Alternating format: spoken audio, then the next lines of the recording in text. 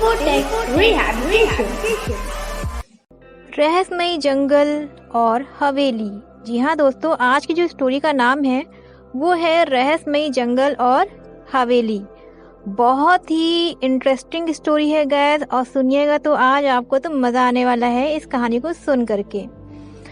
तो कैसी लगेगी आपको ये स्टोरी, हमें कमेंट बॉक्स में कमेंट करके जरूर बताइएगा दोस्तों। और हाँ, इन्फोटेक गर्ल्स ग्रुप हमारा शुरू हो चुका है।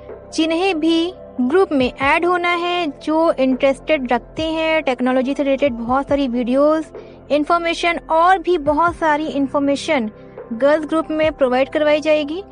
तो हमारे ग्रुप से जुड़ने के लिए डिस्क्रिप्शन बॉक्स में आपको दे दिया गया है आपके लिए गूगल फॉर्म का लिंक। आप उस फॉर्म को फिल करिए और शीघ्र अतिशीघ्र आपको ग्रुप में ऐड कर दिया जाएगा। तो चलिए शुरू करते हैं आज की अपनी हॉन्टेड स्टोरी, रहस्यमयी जंगल और हवेली।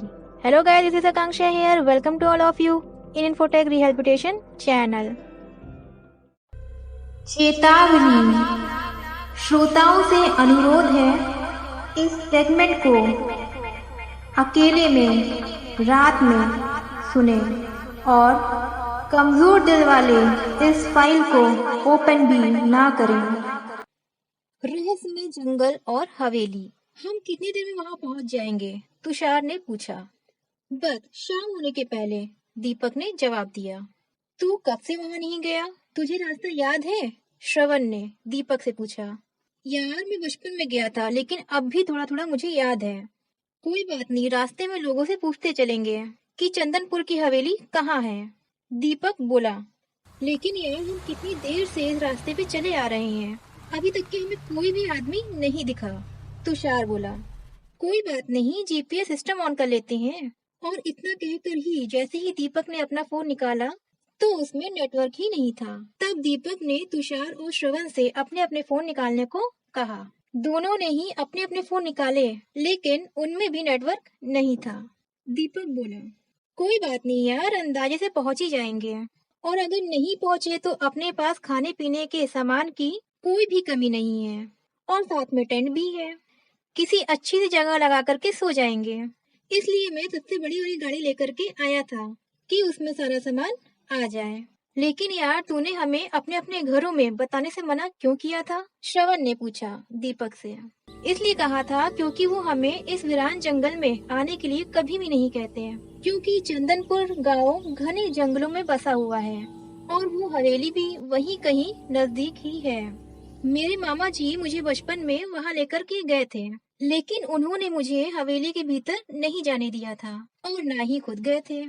तब तो हम लोग सुबह सुबह ही निकले थे और दोपहर तक वापस आ गए थे। किसी को कुछ पता भी नहीं चला था। तब से वो हवेली मेरे मन में बैठ गई थी कि जिंदगी में मैं एक बार तो उस हवेली में जरूर जाऊंगा।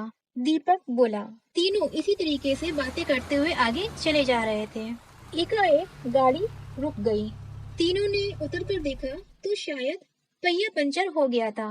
तीनों ने मिलकर के कुछ ही देर में टायर चेंज कर दिया और फिर क्या हुआ, आगे चल पड़े। शाम होने को आ रही थी, ना तो उस रास्ते पे उन्हें कोई आदमी नजर आया और न ही चंदनपुर गांव का माइलस्टोन। अब तीनों हैरान हो गए क्योंकि अंधेरा भी बहुत ज्यादा गहरा था और पक्की सड़क का रास्ता भी खत्म हो गया था, क्योंकि उनकी गाड़ी अब कच्ची और सक्रिय सड़क पर चल रही थी। तीनों के फोन में कोई नेटवर्क भी नहीं था कि किसी से वो मदद भी मांग सके। अब तुषार और श्रवण तो सारा दोष दीपक पर ही मर रहे थे कि तेरी वजह से ही हम यहाँ फंस गए हैं। तभी दीपक बोला। कोई बात नहीं यार, मैंने कहा ना तुम लोगों से कि अभी हमारे पास खाने पीने का बहुत सारा सामान है। यही कहीं कोई अच्छी सी जगह पर आग जला करके रात बिता देंगे और सुबह फिर वापस चल पड़ेंगे। दीपक की बात मानने के सिवाय तुषार और श्रवण के पास कोई भी चारा नहीं था। तीनों को एक पेड़ के नीचे अच्छी सी जगह मिल गई और उन्होंने वहां पर आग भी जला दी और जो उनके पास खाने पीने का सामान था उसे लेकर के वो खाने बैठे ही थे कि उन्हें किसी के पायल की छन छन सुनाई पड़ी। तीनों ने इधर उधर देखा तो कोई भी दिखाई नहीं दिया। तीनों फिर अपना ध्यान खाने की ओर लगाने लगे। तभी उन्हें चूड़ियों की छन छन सुनाई दी।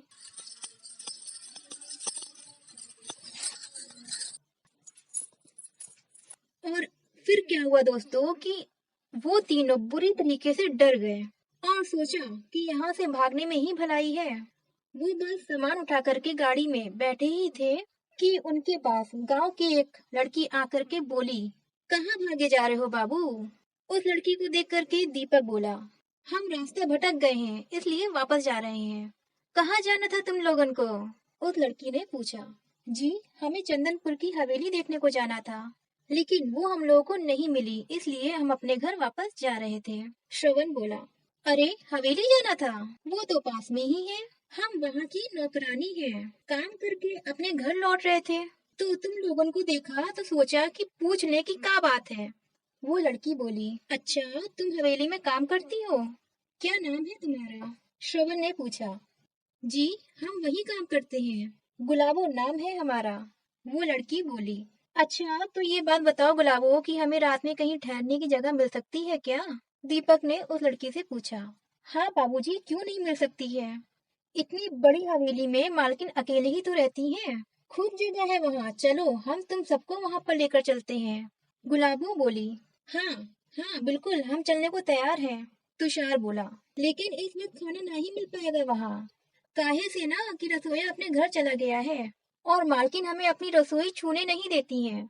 गुलाबो बोली, कोई बात नहीं, हमारे पास सब सामान है खाने पीने का। श्रवण बोला, तो चलो गाड़ी यहीं पर खड़ी रहने दो, अपना खाने पीने का सामान ले करके हमारे पीछे पीछे चल पड़ो। गुलाबो बोली, और तीनों गुलाबो के पीछे पीछे चल पड़े।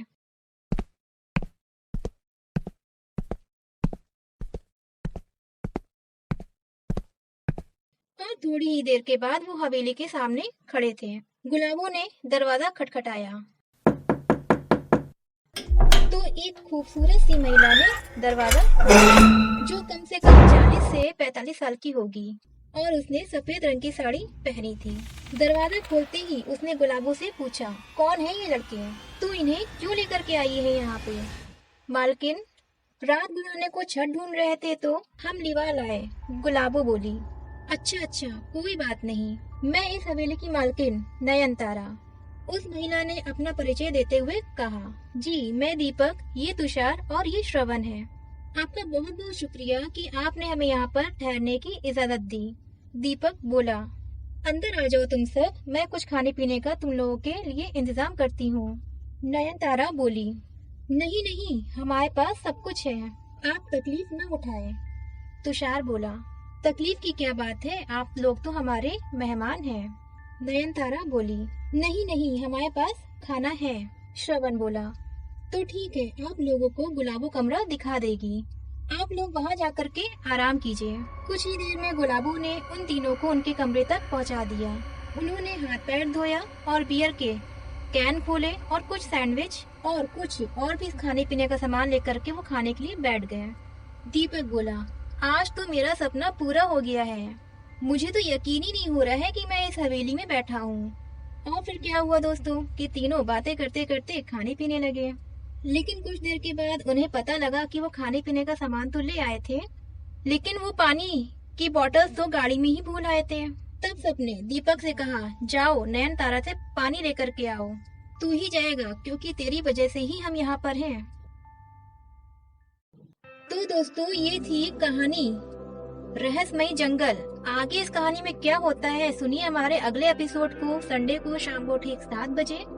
उम्मीद करते हैं कि आपको ये स्टोरी बहुत ज्यादा अच्छी लगी होगी। अगर अच्छी लगी है तो हमें कमेंट बॉक्स में कमेंट करके जरूर बताइए, जिससे कि आप लोगों को ऐसी हम सुनाते रहे नई नई स्टोरी और भी बहुत सारी कहानियाँ आप लोगों को सुनने को मिलेगी इन्फोटेक पर हर संडे शाम को ठीक 7 बजे।